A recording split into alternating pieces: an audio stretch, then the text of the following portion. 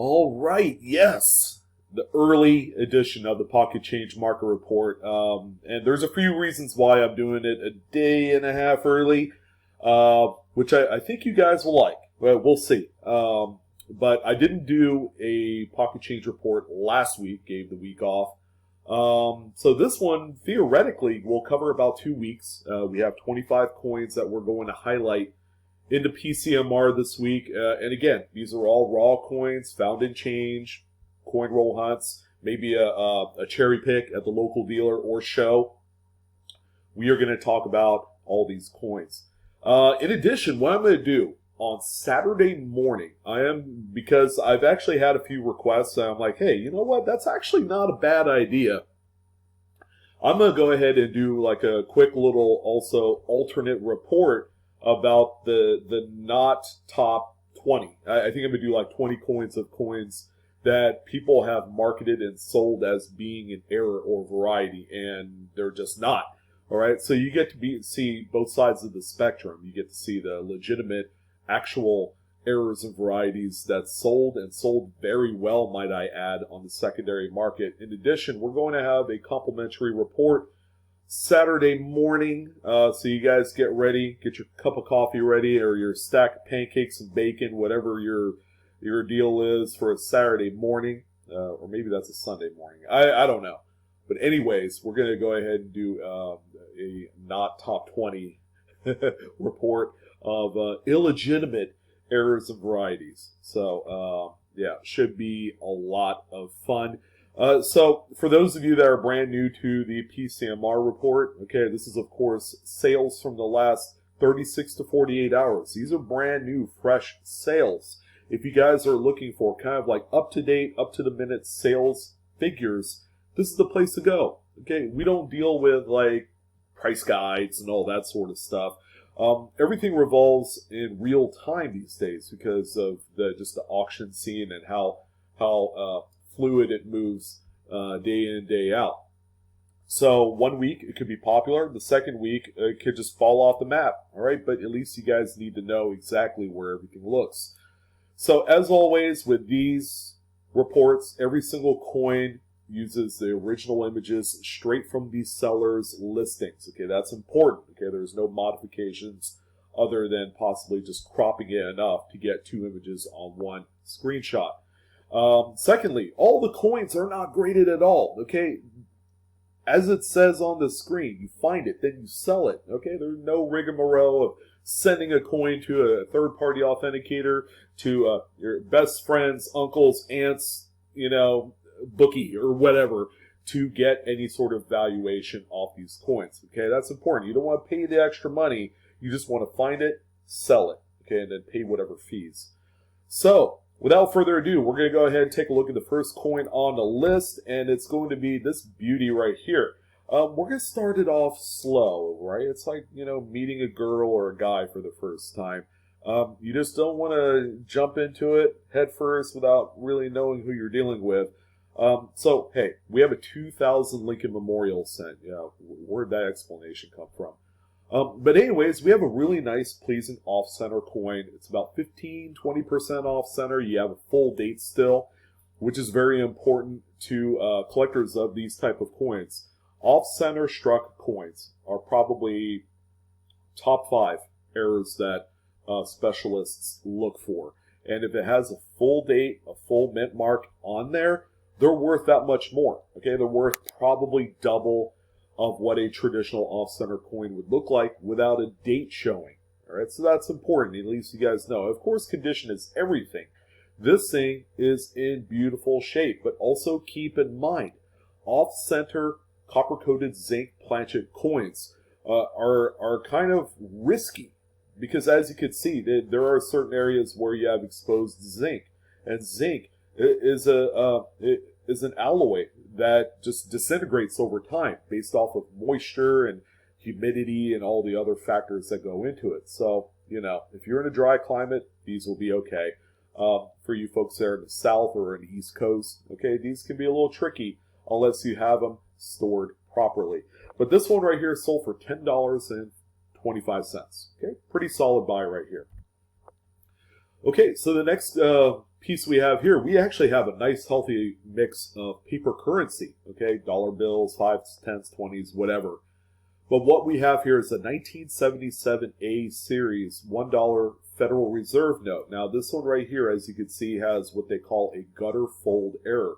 So you have this line of unprinted material on the note. And how this happens is that the actual sheet, before anything was printed, whether it's the first, second, or third print, had a few wrinkles in there. So if the wrinkles aren't stretched out, okay, and this is all common stuff when it comes to this paper that's being used. So if the wrinkles aren't being stretched out, okay, they'll just get printed over. And then someone will pull the dollar bill apart, or whatever the case may be, and you get a really stunning looking error like you see here. So you have this one main wrinkle, and then you have another one here that goes through the portrait of Washington. Okay, so this is a pretty neat error. You could find these in even some of the more modern notes, although the BEP has been kind of aware of this type of error, and generally they'll just pull it out and then replace it with a star note. This one right here sold for $34, okay, which is a very respectable amount of money for a note that has seen quite a bit of circulation. And here's the back. It is virtually you can't tell anything. I'm trying to figure out the words, and I don't know. Thursday mornings can be a little early. The next one that we have here, now this is a common issue that we saw in not only the 77A series $1 Federal Reserve note, but also the 1981 A's as well, for whatever reason. I don't know. But this one right here has an off-printed district seal on this side, in addition to the double twos right here for the second district, which is New York. And the other side, the green ink, is perfectly centered along with right here. So obviously we have some issues here with that third print. But, you know, this is pretty remarkable to find something like this. You don't see it too much today because the way the printing plates are crafted is that the black district seal and all the numbers, as you can see, the twos on this side. So this only affected the black ink portion of the third print.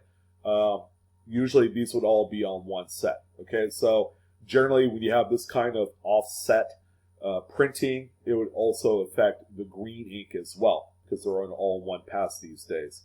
But this one right here sold for $184.30. And take a look at the note. It's been used and abused and circulated. So even a note in this condition with this type of error, you just have to be an eagle eye at it, will be worth some money. So make sure you look out for something like this. So the next, this is actually the back of the note, and this one is unchanged as well. There's nothing affecting the back. But the next coin that we have here I've talked about, and this is actually quite a common error. This is a 2005 Philadelphia, West Virginia state quarter, in which it features a nice good-sized cud die break right here on the reverse.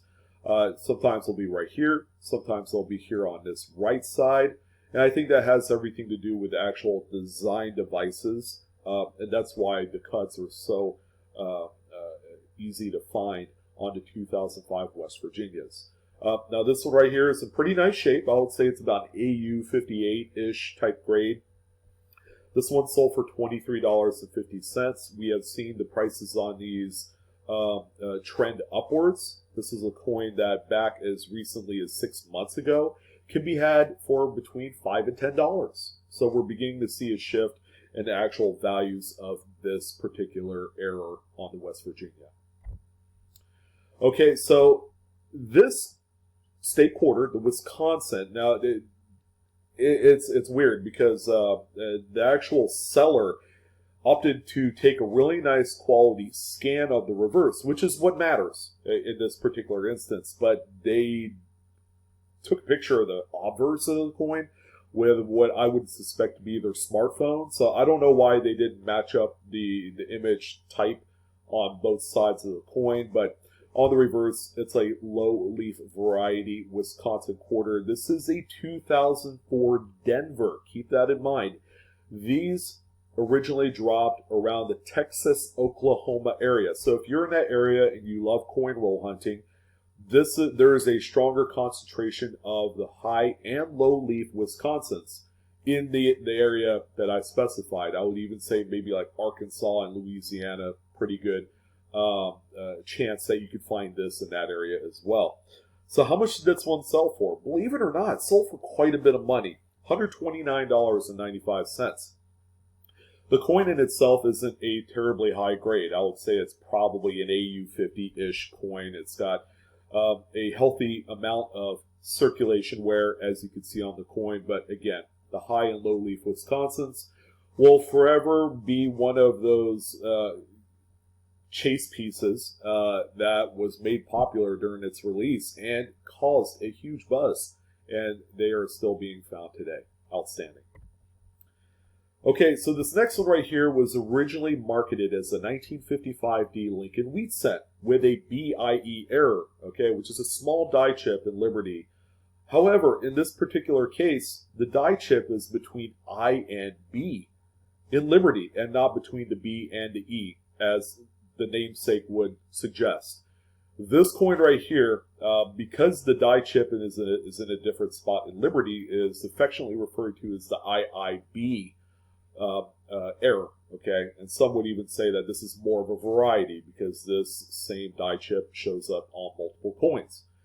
This one right here, because of what it is, and it's not the BIE, sold for a lot more in the market than what a traditional BIE 55D would sell for.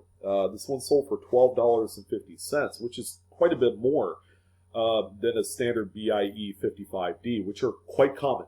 And they sell for about $3 to $5 on their own. So this is a pretty nice find, even though the listing is in error. Okay, so this looks like just an honest 2017 brand new dollar bill. I mean, it's circulated. You can see kind of like the wave where there was at one point a fold. You know, it's not a perfect note. Okay, but a lot of you are probably not aware of the serial number on this note. Okay, so you got 4 trailing zeros. Guess what, ladies and gentlemen?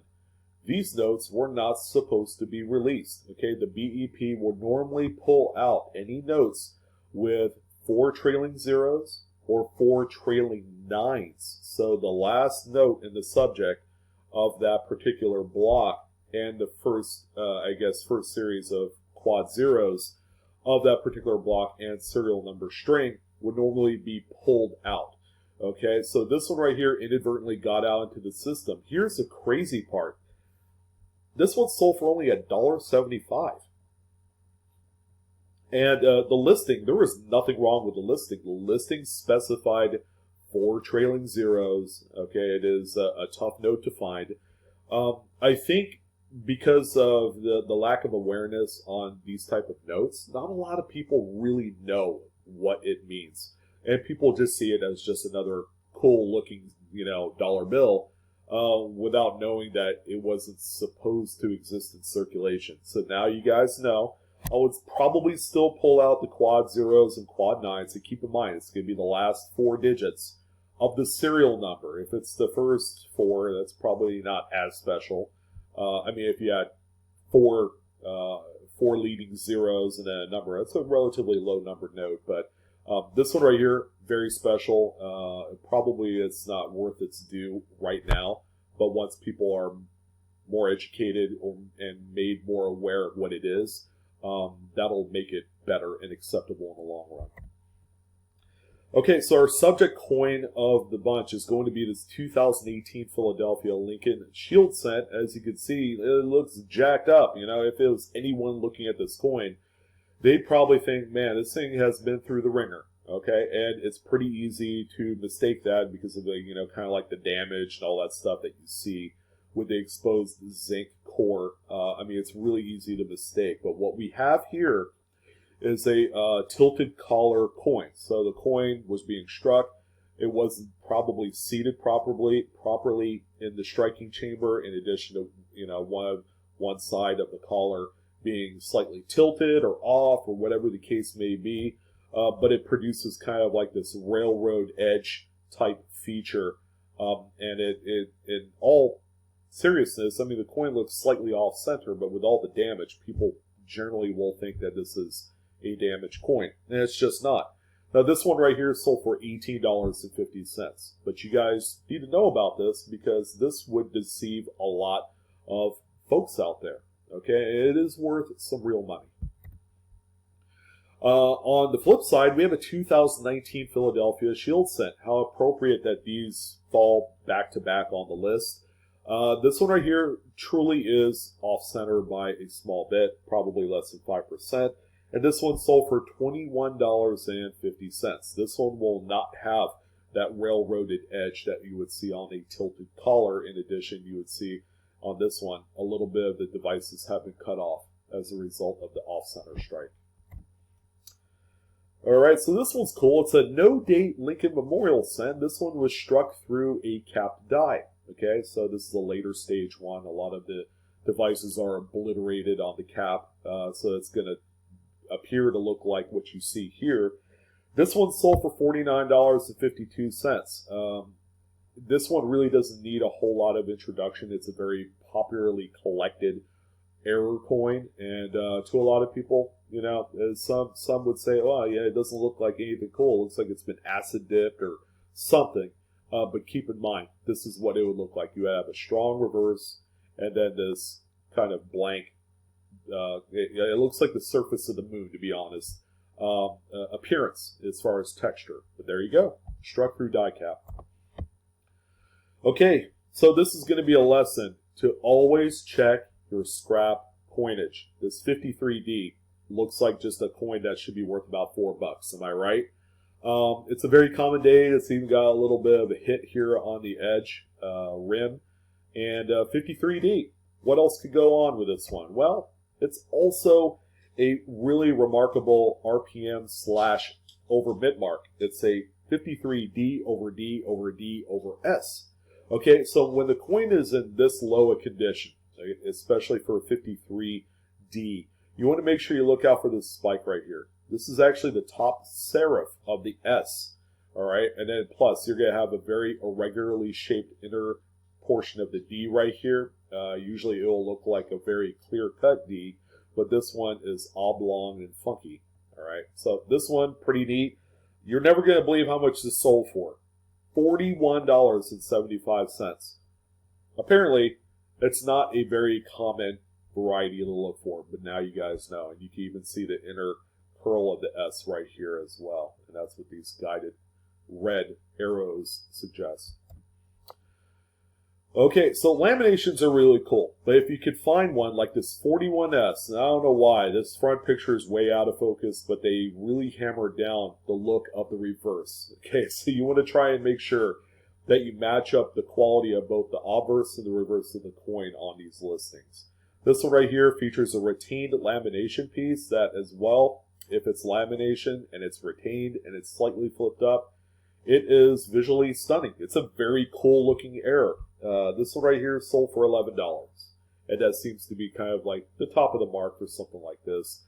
If the lamination were bigger, still retained, I mean, these things can go up to maybe $25, $30 on some instances. Okay, so another piece of currency. This time it's a 1988A. This is the last of its breed of small head notes. Haven't seen one of these in quite a while. But there's something missing. All right, and on this note, you have the entire third printing completely gone. It just never happened on this note. Probably the whole sheet never received the third print. Now, it is legit. Okay, some would say, well, someone could play with the node, do their little bleach job to remove those devices. And while I've seen them, okay, which will actually turn a lot of the green ink used for serial numbers and this seal right here a yellowish orange. In this particular case, because of how these notes are printed, there is something called embossing that the actual print will leave on the third print, which will look like numbers that have been pressed into the paper, so that way it has a texture. This particular case, even if it was played with, has no original embossing from the district seal or the serial numbers. All right, so this is a legit missing third print note, and it sold for $275. And the back is unfazed by this process. All right, the next one that we have here is a 72D Lincoln Memorial Cent. It doesn't look like a whole lot. To be quite frank, the coin looks like crap. You have a lot of dirt and staining on the obverse. You got some damage here on the reverse here on the periphery of the letters. It's slightly misaligned die, but nothing to really write home to mother about. But if you look up close, this one has a relatively impressive spiky die crack that goes right through the date. Now, if we went back to the original image, it's hard to see. This is where a good quality magnifier is going to be paramount in identifying things like this. If you need one, check out my Amazon links below in the description box. Go ahead and buy yourself a $5, $10 one. They really are affordable. But going back to the close-up, you can see very nice, very cool looking feature right here. And this one sold for $12.15. Can you imagine finding maybe 4 or 5 of these in a full $25 box? You'd be hitting home runs every single box, man. These things get passed up quite a bit. Okay, so we got a $100 Fed Reserve note. This is a 2006A. This is before it went colorized, but as you can see, this one has everything but the green seal under the $100 insignia right here. Okay, which is quite common on not only the hundreds, but the 20s as well. So make sure if you're still receiving the non-colorized 20s and hundreds that you be on the lookout for things like this. This one sold for $782, but it was a best offer exception, so it's sold for somewhere south of that. You don't see them quite often on the hundreds. You see them much more on the 20s, which those notes typically sell for $100 to $200, so quite a big difference. And the back has been unfazed. So now this coin right here was sold from a new seller, but this particular seller, his heart was in the right place, and he was able to find a remarkable error coin that he cherry-picked. This one has a really, really out-of-focus reverse, but thank God, the obverse, man, that thing is sharp. So just make sure you have your camera settings well. You have a good light. This is really nice photos, but as you can see, a nice sizable strike through right here.